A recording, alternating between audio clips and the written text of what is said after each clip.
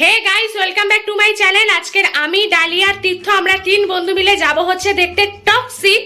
আর আমাদের টাইমিং আছে হচ্ছে 5:55। সিনেমাটা অনেকক্ষণের, হ্যাঁ এখন বেশি টাইম নেই, 5:15 বাজে। এখন আমি বাড়ি থেকে বেরিয়ে যাব। বাড়ি থেকে বেরিয়ে ওরা ডাইরেক্ট চলে এসছে অলমোস্ট। আমি বাড়ি থেকে বেরিয়ে যাব, দিয়ে ওখানে আমি সিনেমাটা দেখে তারপর বাড়িতে এসে রিভিউ দেবো যে পার্সোনালি আমার মধ্যে কেমন লেগেছে না লেগেছে। যেহেতু সিনেমাটা অলমোস্ট 3 ঘন্টা, 3.5 ঘন্টা, মানে 4 ঘন্টাই ধরে রাখো সিনেমাটা, তো অনেক বড় মুভি।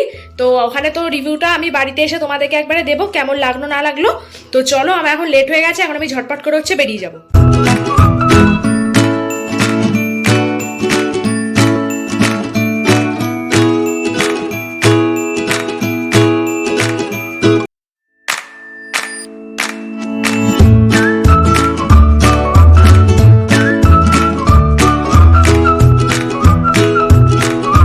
ফাইনালি এসে গেছি, টাইমিংও হয়ে গেছে, 5 মিনিট আছে হাতে, আছে আর 5 মিনিটের মধ্যে ছবি টবি তুলে নিয়ে একদম ভেতরে ঢুকে যাবো।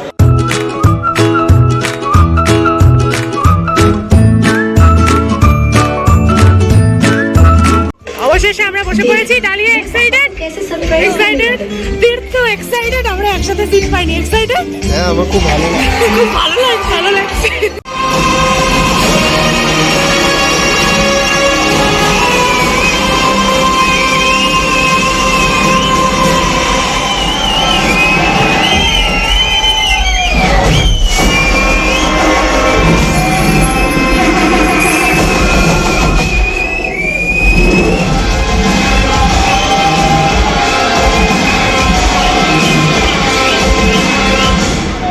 Daddy's home.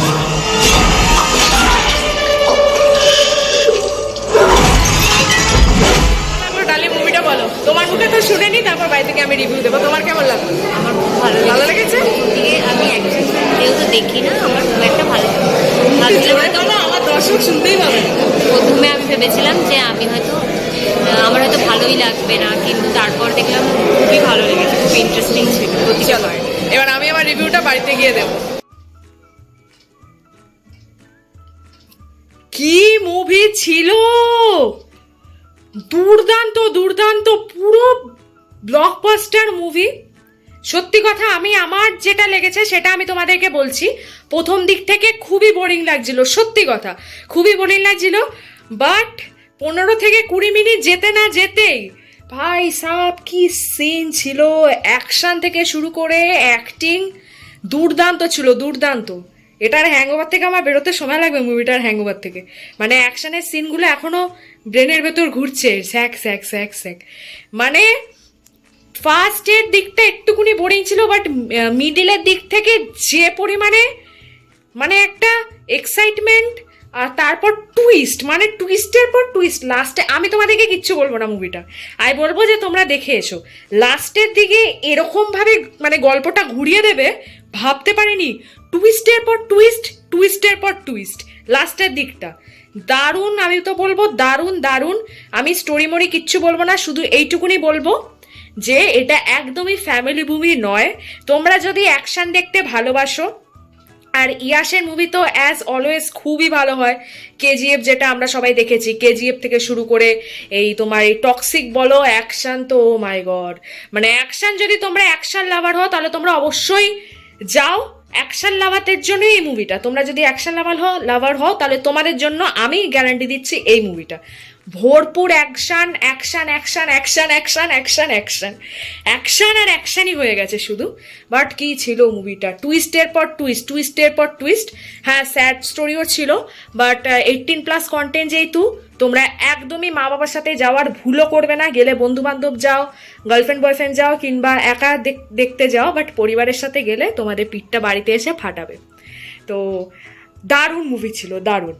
আর এইটুকুনি বলবো যে সিনেমাটায় প্রচুর টুইস্ট আছে। ফার্স্টের দিকটা আমার একটু বোরিং লেগেছে, বাট মিডিলের দিক আস্তে আস্তে সিনেমার গল্পটাই পুরো ঘুরে গেছে। মানে এরকম থেকে পুরো এরকম ঘুরে গেছে। বিশেষ করে লাস্টের দিকটা ঘুরে গিয়ে আরো পাল্টে গেছে, বুঝেছো? মানে লাস্টের দিকে ওরকম যে টুইস্ট দেবে ভাবতে পারিনি।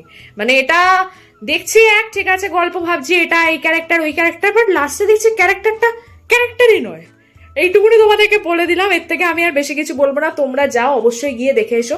আর সিনেমাটা 10-এ আমি রেটিং দেব।